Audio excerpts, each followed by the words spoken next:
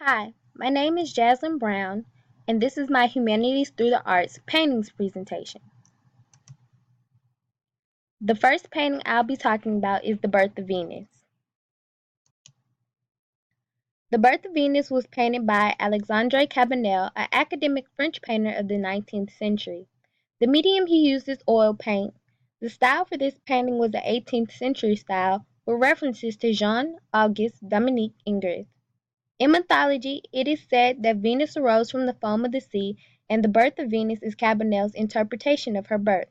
A fun fact about this painting is the French Emperor Napoleon III bought it for his private collection. The second painting I'll be talking about is Dante and Virgil in Hell.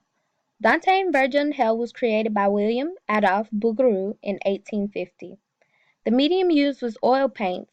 Its style of art is neoclassicism and academic art. The painting's subject matter is Dante and Virgil in the eighth circle of hell, witnessing a fight to the death with demonic bystanders, a scene from the classical poem written by Dante Alighieri.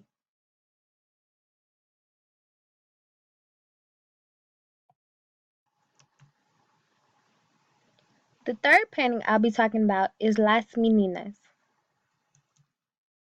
Las Meninas was painted by the leading artist of the Spanish Golden Age, Diego Velázquez, in 1656. The medium used was oil paints. The style of the painting is Baroque. The painting shows the royal court in the palace of Philip IV of Spain. It humanizes the royal family.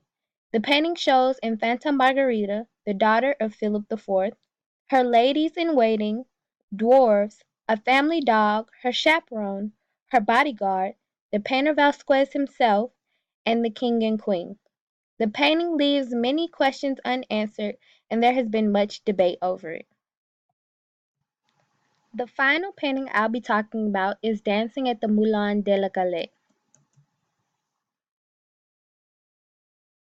Dancing at the Moulin de la Galette was painted by French artist Pierre-Auguste Renoir in 1876. The painting depicts a Sunday afternoon at Moulin de la Galette, a French dance hall and cafe. It is an oil painting in the style of Impressionism.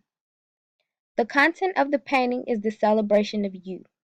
It shows young men and women of the working class enjoying themselves, dancing and drinking. It is one of Impressionism's most celebrated masterpieces. Mona Lisa. The question I picked for my Mona Lisa question is Leonardo da Vinci's Mona Lisa is one of the most famous paintings in the history of art. What, in your opinion, makes this painting noteworthy? To me, what makes the Mona Lisa noteworthy is the pose, her face, and the background. The pose is noteworthy to me because it is such a common pose for a self-portrait, and she seems to be sitting in a chair, but the posing is in such contrast to the background that it seems to be lakes, mountains, and hills. To me, it seems that the background and the portrait could be two completely different paintings. The way Da Vinci painted Mona Lisa's face is noteworthy to me because her face has no eyebrows or eyelashes, and her smile and eyes are strangely captivating. This painting gives me mixed perceptions of it, but it is definitely noteworthy.